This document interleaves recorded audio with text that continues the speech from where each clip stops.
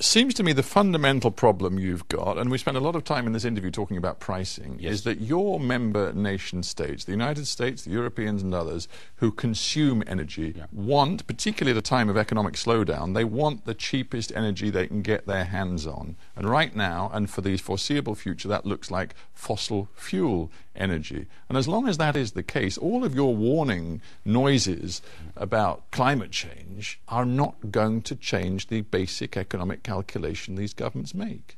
I think what needs to be done is that we have to put a price on carbon. We have to put a disincentive to use carbon, especially coal, oil, and natural gas.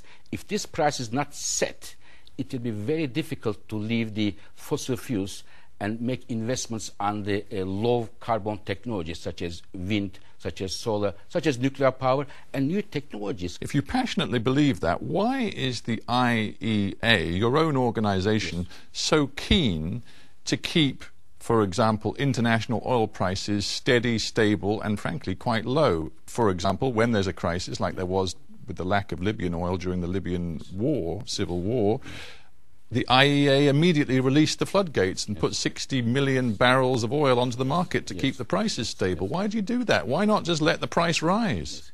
We release stocks when there's a supply disruption. We release stocks only 3 times in the history.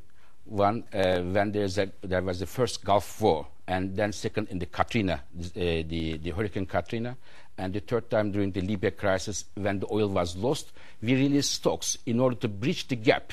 But why do that? If you're so convinced that in the end price signals have to be sent to change, transform the energy sector, why not embrace disruptions to the market, the fact that oil prices might rise dramatically? Why not embrace that and say this is the market working, and saying that in the long run relying on fossil fuels is not sustainable? If the prices increase as a result of a market development, we do not touch the market. But if there is a supply disruption, we make short-term measures to comfort the market, but climate change and the others need a long-term stable price signal, such as the carbon price.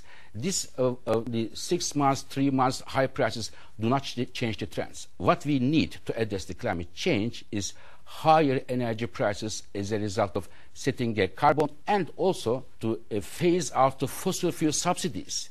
You know what? In Europe today, we have carbon prices about $10, very low, to provide a disincentive for using fossil fuels.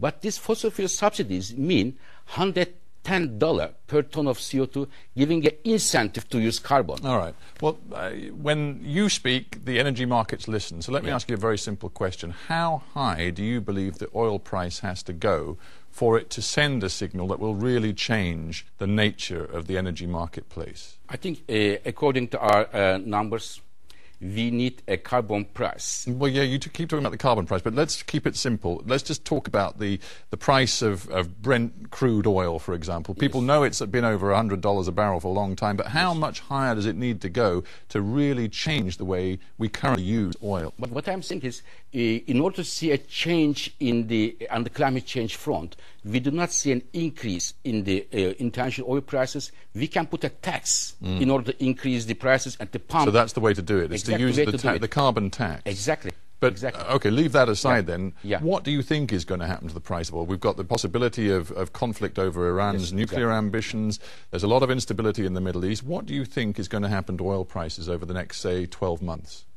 There are very few reasons to see oil prices go down substantially if there is no recession. Because when we look at the demand, there's a demand coming mainly from Asia, China, India, and Middle East countries.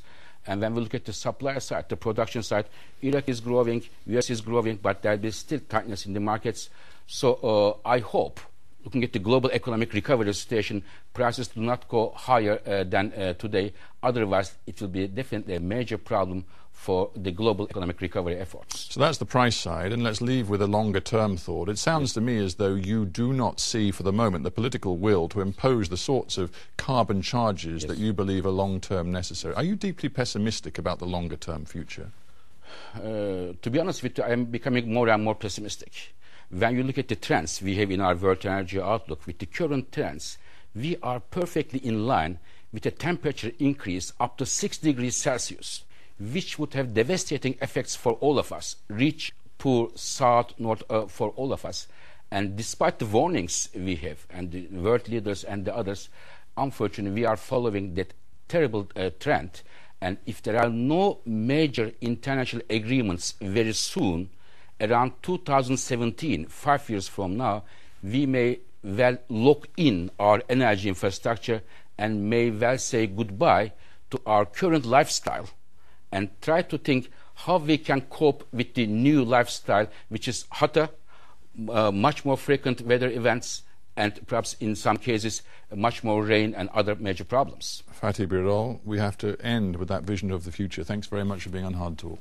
Thank you very much. That was an edition of Hard Talk presented by me, Stephen Sacker. For details of our complete range of podcasts and our terms of use, go to bbcworldservice.com/podcasts.